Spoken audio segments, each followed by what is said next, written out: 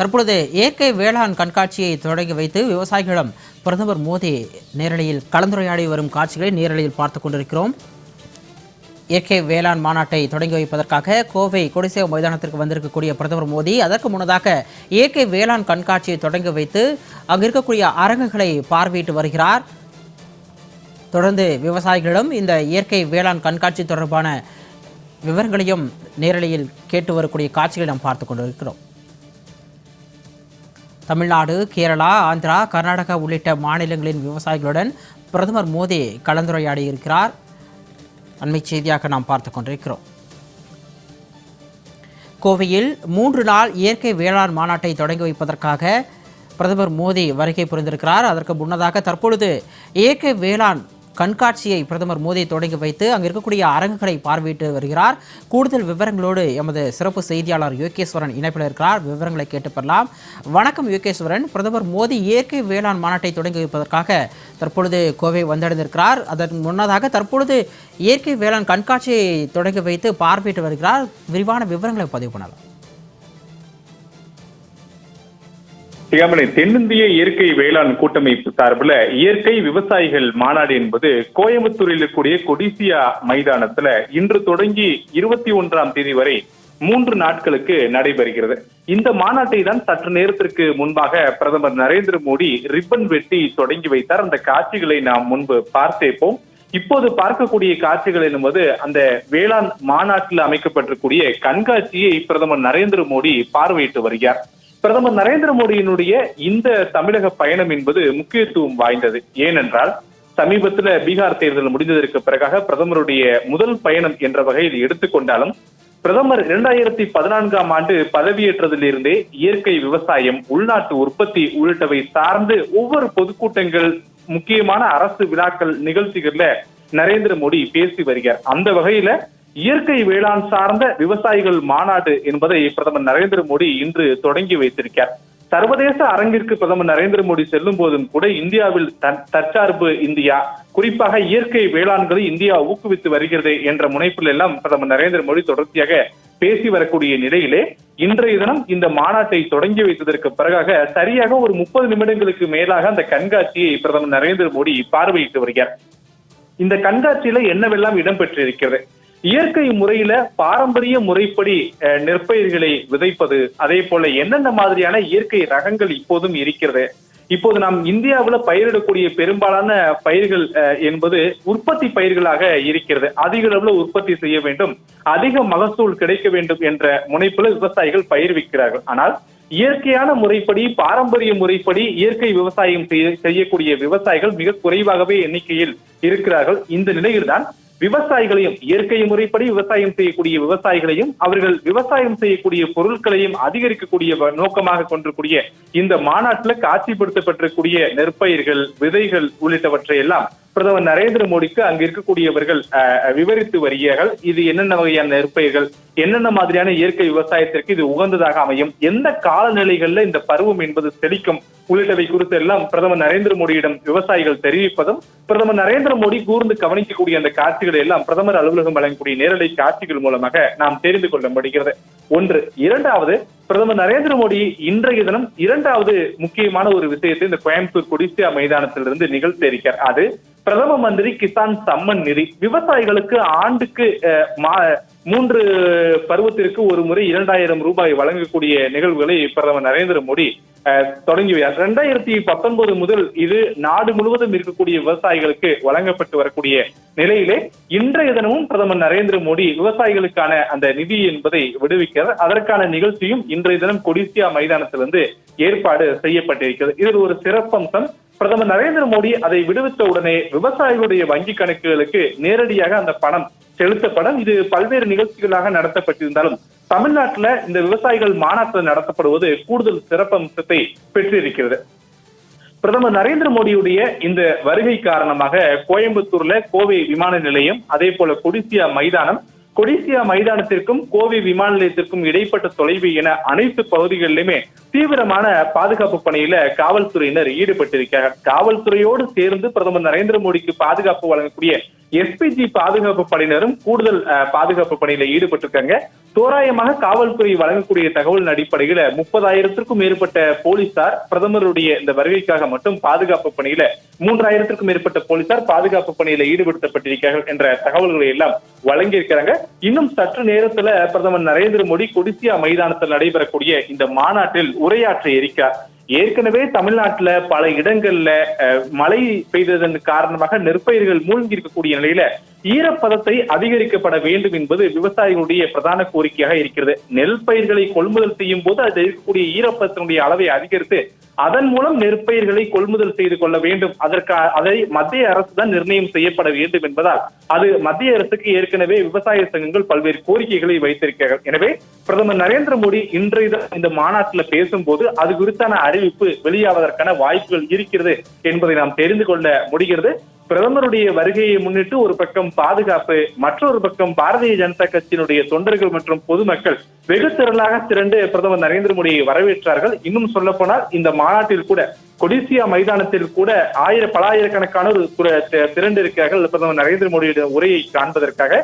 இன்னும் சற்று நேரத்துல பிரதமர் நரேந்திர மோடி கொடிசியா மைதானத்தில் நடைபெறக்கூடிய இந்த இயற்கை விவசாயிகள் மாநாட்டை பிரதமர் நரேந்திர மோடி உரையாற்ற இருக்கிறார். அந்த உரையாற்றுவதற்கும் அந்த நிகழ்ச்சிகளில் பங்கேற்பதற்கு முன்னதாகவே வேளாண் கண்காட்சியை பார்வையிட்ட பிரதமர் நரேந்திர மோடி அங்கு காட்சிக்காக வைக்கப்பட்டிருக்கூடிய விதைகள், அதே போல இயற்கை விவசாய உரங்கள் மற்றும் விவசாயிகளிடம் உற்பத்தி சார்ந்த விஷயங்கள் குறித்தெல்லாம் கேட்டறிந்து வருகிறார். அந்த காட்சிகளை தான் நேரிலும் பார்க்க முடிகிறது. சிகாமணி, யோகேஸ்வரன், நிறைய விஷயங்களை பதிவு செய்தீர்கள். இந்த இயற்கை வேளாண் மாநாடு தொடர்பான சிறப்பம்சங்கள் என்ன? இந்த பிரதமர் மோடி இன்று தொடங்க இருக்கிறார், 3 நாட்கள் நடைபெற இருக்கிறது. இந்த இயற்கை வேளாண் மாநாட்டின் சிறப்பம்சங்கள் என்ன? சிகாமணி, வழக்கமாகவே இப்போது இருக்கக்கூடிய மக்கள் தொகையினுடைய பெருக்கம் ஒரு பக்கம், உணவு வீக்கம் ஒரு பக்கம். இதன் காரணமாக அதிக உற்பத்தியை, குறிப்பா அதிக மகசூல் தரக்கூடிய பயிர்களை தான் விவசாயிகள் தமிழ்நாடு மட்டுமல்ல நாடு முழுவதுமே உற்பத்தி செய்கிறார்கள். இது இயற்கை சார்ந்த முறை அல்ல, இது மண் வளத்தையும் நீர் வளத்தையும் பாதிக்கக்கூடிய வகையில் இருக்கும் என்பது ஒவ்வொரு இயற்கை விவசாயத்தையும் ஆதரிக்கக்கூடிய நபர்கள் சொல்லக்கூடிய கருத்தாக இருக்கிறது. பிரதமர் நரேந்திர மோடி கூட நாட்டில் அதிக மகசூலை பெருக்குவதற்கு இயற்கை விவசாயத்தை பின்பற்றப்பட வேண்டும் என்பது பல்வேறு விவசாய பொதுக்கூட்டங்களில் எல்லாம் பேசியிருக்கிறார். இப்போது இருக்கக்கூடிய நடப்பு விவசாய பயிர் ஊக்குவித்தல்ல இயற்கை விவசாயத்தை பெரும்பாலான விவசாயிகள் கைவிட்டு விட்டார்கள். அதே நேரத்தில் ஹைபிரிட் முறையில விவசாயத்தை மேற்கொள்ள தொடங்கி இருக்கிறார்கள். இந்த நிலையிலே இந்த மாநாட்டினுடைய நோக்கம் என்பது நம்முடைய பாரம்பரிய முறைப்படி இயற்கை விவசாயத்தை ஊக்குவிக்க வேண்டும், அதனை இன்னும் பெருக்க வேண்டும். அப்படி என்றால் என்னென்ன மாதிரியான இயற்கை சார்ந்த விஷயங்களை எல்லாம் ஒரு விவசாயி மேற்கொள்ள வேண்டும்? முன்னொரு காலத்தில் இருந்த விவசாயிகளுக்கு என்னென்ன மாதிரியான முறைகளை மேற்கொண்டால் இந்த விவசாயிகள் மகசூல் அதிகமாக கிடைக்கும், எப்படி எல்லாம் நாம் நீர் பாசன வசதி மேற்கொள்ளப்பட வேண்டும், எந்த விதைகளை எந்த மண்ணிற்கு வேண்டும், இப்படியான விஷயங்கள் எல்லாம் தெரிந்திருக்கும். ஆனால் இப்போது இருக்கக்கூடிய காலகட்டத்துல ஹைபிரிட் விதைகளை பயன்படுத்தி வரக்கூடிய நிலையில இயற்கையாக பயிர்விக்கப்பட்டிருக்கூடிய பயிர்களிலிருந்து கிடைக்கப்பெறக்கூடிய முதல் போகத்திலிருந்து கிடைக்கப்பெறக்கூடிய விதைகளை சேகரித்து இயற்கை விவசாயம் செய்யப்பட வேண்டும் என்பதே விவசாயிகளுடைய பிரதான எதிர்பார்ப்பாக இருக்கிறது. அதற்கு தேவையான விதைகளை எப்படி உற்பத்தி செய்வது, அதனை எப்படி சேமித்து வைப்பது, இயற்கை விவசாயத்துல எப்படி மகசூல் எடுப்பது, இப்படியான விஷயங்கள் குறித்துதான் இந்த மாநாடு காட்சிப்படுத்துகிறது. 3 நாட்கள்ல கிட்டத்தட்ட 400க்கும் மேற்பட்ட விவசாயத்தை சார்ந்த அறிஞர்கள் கலந்து கொண்டு இந்த மாநாட்டுல உரை நிகழ்த்தவும் அதே போல இந்த கண்காட்சியை பார்வையிடவும் இருக்கிறார்கள். தமிழ்நாட்டுல நடைபெறக்கூடிய இந்த மாநாட்டுல இந்தியா மட்டுமல்ல உலகத்தினுடைய பல்வேறு பகுதிகளிலும் இருந்து விவசாயிகள் வந்திருக்கிறார்கள் இந்த மாநாட்டை காண்பதற்காக. இந்தியா தான் இயற்கை விவசாயத்தையும் இயற்கை முறையும் பாரம்பரிய முறைப்படி செய்து வரக்கூடிய நிலையில இந்த மாநாட்டு கூடுதல் சிறப்பம்சத்தை பெற்றிருக்கிறது. அதிலும் இந்தியாவிலேயே பாரம்பரிய முறைப்படி இப்போதும் விவசாயத்தை பயிர்விக்கக்கூடிய தமிழ்நாட்டிலிருந்து நடைபெறக்கூடியது ஒரு கூடுதல் சிறப்பம்சமாக நாம் பார்க்க முடிகிறது. எனவே இந்த மாநாட்டை பொறுத்தவரையிலுமே இனி வரக்கூடிய காலங்கள்ல இயற்கை முறைப்படி எப்படி மகசூலை பெருக்குவது, பாசன வசதியை ஏற்படுத்துவது, இப்படியான விஷயங்கள் குறித்தெல்லாம் விவசாயிகளுடன் எடுத்துரைக்கக்கூடிய வகையிலும் ஒரு விழிப்புணர்வை ஏற்படுத்தக்கூடிய வகையிலும் இந்த மாநாடு முக்கியத்துவம் பெற்றிருக்கிறது. யோகேஸ்வரன், இவ்வளவு சிறப்புகள் நிறைந்த இந்த இயற்கை வேளாண் மாநாட்டின் தொடக்க விழாவானது சரியாக எத்தனை மணிக்கு தொடங்க இருக்கிறது? பிரதமர் மோடி எவ்வளவு நேரம் இந்த நிகழ்ச்சியில் பங்கேற்கிறார்? அவருடைய அடுத்த கட்ட பயண திட்டம் எதுவும் இருக்கிறதா? பிரதமர் நரேந்திர மோடி சரியா 1 மணிக்கு கோவை விமான நிலையம் வந்தடைவார் என்று தெரிவிக்கப்பட்டிருந்தது முன்னதான பிரதமருடைய பயண விவர பட்டியல்கள்ல. ஆனால் ஆந்திர மாநிலம் புட்டபர்த்தியில் நடைபெற்ற நிகழ்ச்சியில கலந்து கொண்டு தாமதமாக பிரதமர் நரேந்திர மோடி புறப்பட்டதால் இங்கு வருகையும் தாமதமானது. இருப்பினும் திட்டமிட்ட நிகழ்ச்சிகள் அனைத்துமே நடைபெறும் என்று நிகழ்ச்சி ஏற்பாட்டாளர்கள் தரப்பிலிருந்து தெரிவிக்கப்பட்டிருந்தது. பிரதமர் நரேந்திர மோடி சரியா ஒரு 45 நிமிடங்களுக்கு முன்பாக கோவை விமான நிலையம் தனி விமானத்துல வந்திறங்கினார். அங்கு பல்வேறு முக்கியஸ்தர்கள் பிரதமர் நரேந்திர மோடியை சந்தித்தார்கள். குறிப்பாக தமிழக ஆளுநர் ஆர்.என். ரவி, தமிழக பாஜகவினுடைய மாநில தலைவர் நயினார் நாகேந்திரன், முன்னாள் தலைவர் அண்ணாமலை, முன்னாள் ஆளுநர் தமிழிசை சவுந்தரராஜன் உள்ளிட்ட முக்கியஸ்தர்கள் பலரும் சந்தித்தார்கள். பிரதமருடைய சந்திப்பை தொடர்ந்து பிரதமர் நரேந்திர மோடி VIP நுழைவு வாயில் வழியாக பிரதமருடைய பாதுகாப்பு வாகனம் மற்றும் பிரதமர் பயணிக்கக்கூடிய அந்த வாகனம் வந்தது. அதற்கு பிறகாக பிரதமர் வருகை செல்லக்கூடிய வழி நெடுகிலும் பாஜகவினர் பல்வேறு நிகழ்ச்சிக்கும் ஏற்பாடு செய்திருந்தார்கள்.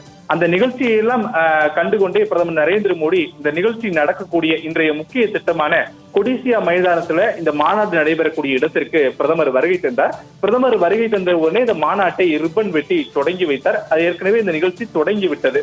பிரதமர் தொடங்கி வைத்த உடனே நிகழ்ச்சி மாநாட்டிற்கு முன்பாக அரங்கு அமைக்கப்பட்டு அங்கு கண்காட்சிக்கும் ஏற்படுத்தப்பட்டிருக்கிறது. இயற்கை விவசாயங்கள் சார்ந்த அந்த கண்காட்சியை தான் தற்போது பிரதமர் நரேந்திர மோடி நேரடியாக பார்வையிட்டு வருகிறார்.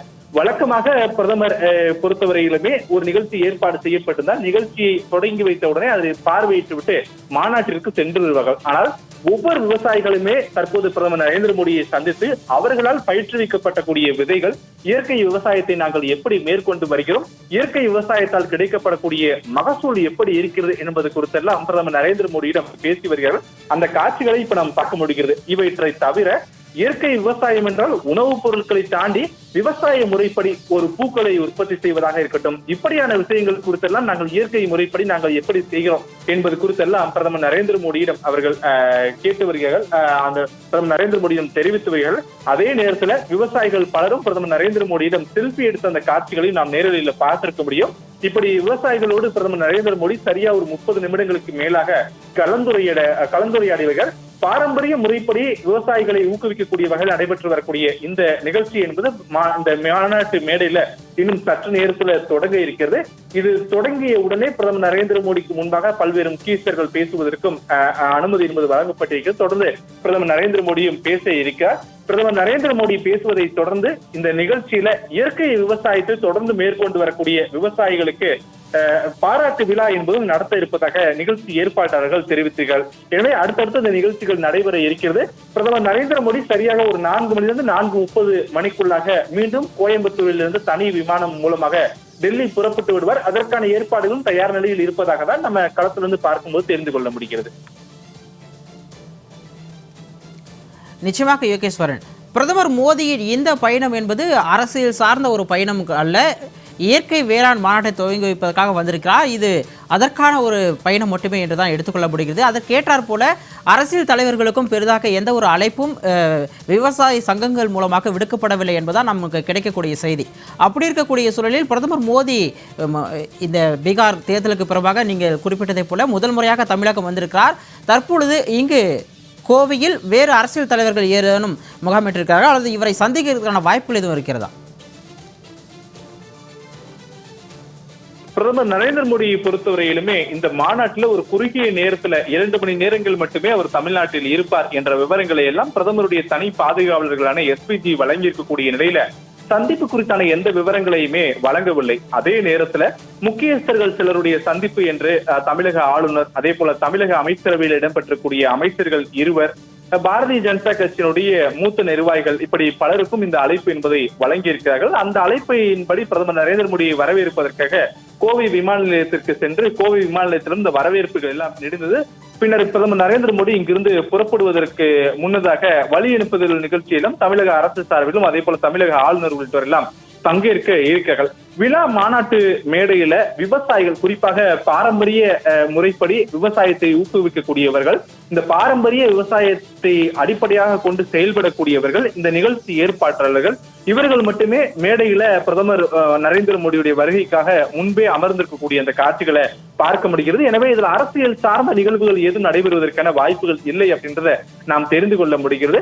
இருப்பினும் தமிழ்நாட்டிற்கு இன்னும் சில மாதங்கள்ல சட்டமன்ற தேர்தல் அறிவிக்கப்பட இருக்கக்கூடிய நிலையில தமிழக பாரதிய ஜனதா கட்சியை சார்ந்த சில முக்கிய நிர்வாகிகள் பிரதமர் நரேந்திர மோடியை சந்திப்பதற்கான வாய்ப்புகள் இருக்கிறது. சில ஆலோசனைகள் நடத்தப்படக்கூடும் என்றெல்லாம் தகவல்கள் சொல்கிறார்கள். பிற தலைவர்கள் யாரேனும் சந்திக்கிறார்களா என்பது குறித்தான விவரங்கள் இப்போது வரை வெளியிடப்படவில்லை. அதே நேரத்துல பிரதமருடைய குறுகிய நேரம் மட்டுமே தமிழ்நாட்டில் அவருடைய பயணம் இருக்கிறது என்ற ஒரு காரணத்தினால் திட்டமிடப்பட்ட அந்த திட்டமிடல்கள் மட்டுமே நடைபெறக்கூடும். அட்டவணையில் கொடுத்திருக்கக்கூடிய விவரங்களின் அடிப்படையில் மட்டுமே பிரதமர் நிகழ்ச்சிகளில் பங்கேற்பார் அப்படின்ற விஷயங்களையும் தெரிவித்திருக்கிறார்கள். ஏற்கனவே காலதாமதமாக பிரதமர் வருகை தந்திருக்கிறார். அரை மணி நேரங்களுக்கு மேலாக காலதாமதம் ஆகிவிட்டது. எனவே அது இன்னும் வேறு ஏதேனும் சந்திப்புகள் இருக்குமா என்ற கேள்வியெல்லாம் நாம் பொறுத்திருந்துதான் பார்க்கப்பட வேண்டும். ஆனால் தற்போதைய சூழலில் பிரதமர் நரேந்திர மோடி கொடிசியா மைதானத்தில் நடைபெறக்கூடிய இந்த மாநாட்டினுடைய கண்காட்சியை மட்டுமே பார்வையிட்டு வருகிறார். இன்னும் சற்று நேரத்தில் இந்த மாநாடு என்பதும் தொடங்க இருக்கிறது. மாநாட்டில் பிரதமர் உரையாற்றியதற்கு பிறகாக இந்த நிகழ்ச்சி முடிவடையும். உடனே பிரதமர் நரேந்திர மோடி மீண்டும் கோவை விமான நிலையம் சென்று அங்கிருந்து விமானப்படைக்கு சொந்தமான தனி விமானம் மூலமாக டெல்லி புறப்படவும் தயாராக இருக்கிறார்.